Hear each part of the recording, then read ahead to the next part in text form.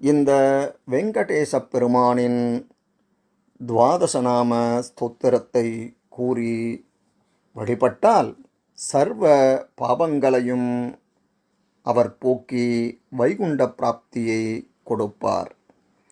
வெங்கடேஷோ வாசுதேவः வாரிஜாசனவந்திதः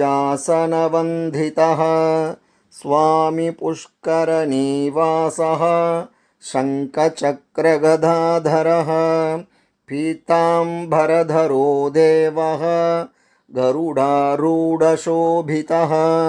विश्वात्मा विश्वलोकेशः विजयो वेङ्कटेश्वरः एतद्द्वादशनामानि